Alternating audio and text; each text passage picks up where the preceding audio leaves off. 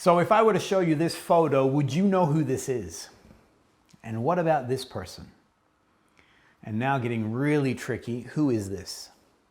Now, regardless whether you like them as an artist or whatever it may be, you can, or you recognize them, you know who they are based on the fact that they are skilled in their profession at what they're doing. Now, who is this guy? Now, this guy's a bit more of a mystery, would you say? I mean, you can tell he's a perfumer, but let me go as far as saying this. What if I told you that you have either owned a perfume that he's created or even experienced something that he has created? And yet, this man remains a mystery.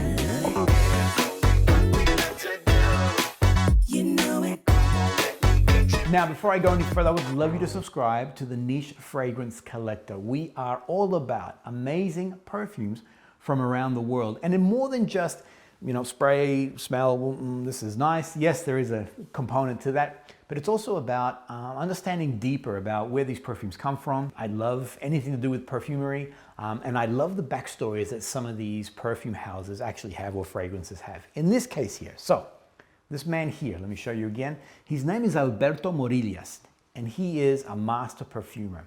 He has more #1 hits when it comes to perfumes or bestsellers. If we put him as a musician, he would have more #1s than the Beatles.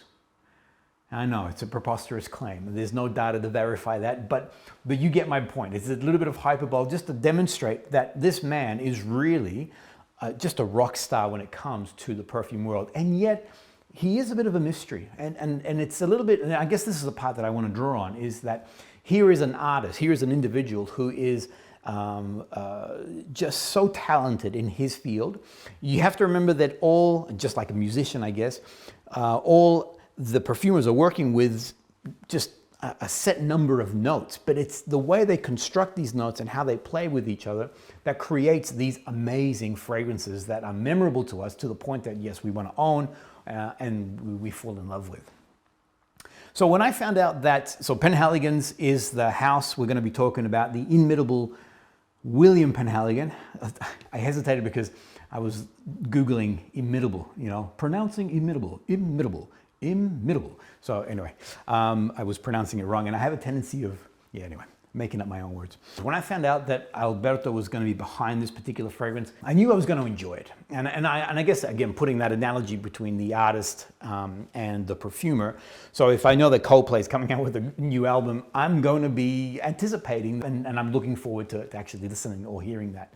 So in this case here, when I knew that Alberto was behind this one here, I knew that this was going to be something that I was going to enjoy. Now, to put it into perspective, Alberto created in this Portraits collection, those who are familiar with the Portraits collection, he created The Tragedy of Lord George, pretty much the very first one that came out in this range, and also Penhaligon's bestseller in that collection.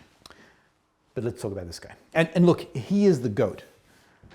Meaning, I don't know why I thought the GOAT was like a diss word, like you're a goat. But yeah, greatest of all time, anyway. Oh my gosh. All right, so let me dispense with the mystery. Do I love this fragrance? 100%. I'm going to come back to what does that mean of developing a new, category on how to define how much I love something. If it's in my collection, this is the collector's collection, then you know that I love this fragrance and I enjoy wearing this particular fragrance. Now, the fragrance starts off, the opening notes are jasmine and bergamot. But it's not a classic citrus fresh opening. In the heart, you have things like cedarwood, incense, and the vetiver. And for me, I am getting that bright opening, but for me, already the heart is playing in that opening too. So things like the incense and things like the vetiver are already coming forward for me.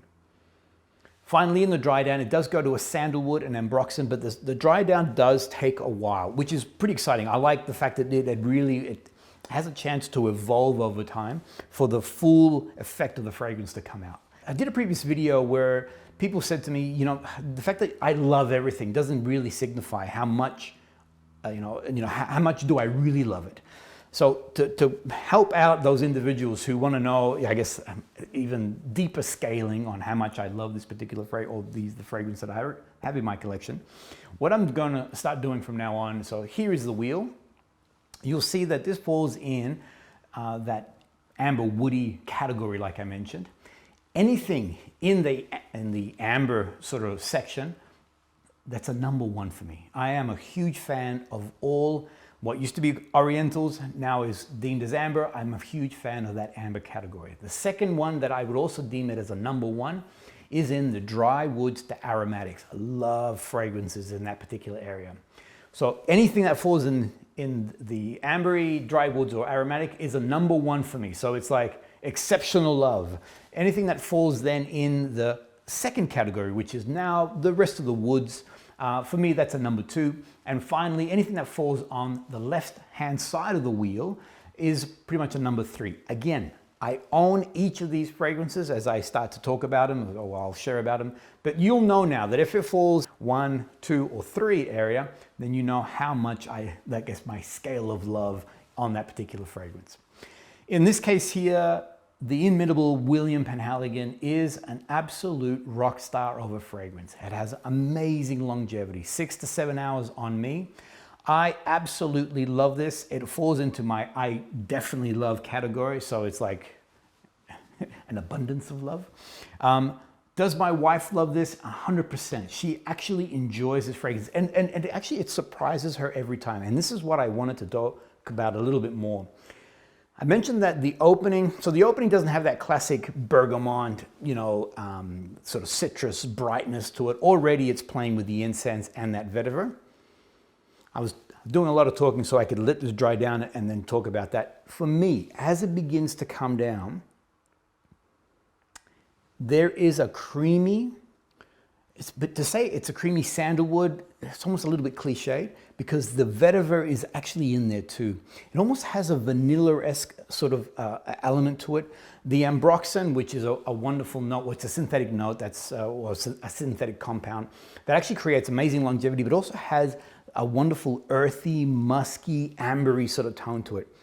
Now I don't think there's any vanilla in here, or there might be, but it's not listed as one of the ingredients. I'm getting like a sweet, vanilla-y, creamy, as I said, sandalwood, but vetiver. Man, this fragrance is exceptional. I'm so happy that William, the founder, I guess the granddaddy, the godfather of Penhaligons, gets to be the GOAT. Finally, the sillage in this is actually very good. It falls into the moderate category. I find that it has pretty good projection on it. It's not huge. It's not like a Green Irish tweed or anything of that nature, but it definitely has nice punch of people around you. Whenever I'm wearing it, my wife in particular is always picking up this fragrance. She does enjoy it, as I mentioned earlier. She actually enjoys me wearing it. So there you have it. Alberto Morillas. Look up this amazing man, this amazing perfumer. Have a look at some of the other fragrances that he's created. Know that if he's coming out with something new, you know it's going to be something pretty special. If you are interested in this particular one or any other Penhaligons, know that Libertine Perfumery is a sponsor of the Niche Fragrance Collector channel. You can get 10% off any online orders, and they're super generous. They throw in a whole bunch of extra samples. Thank you, everyone. Hope you enjoyed that. We'll see you on the next video.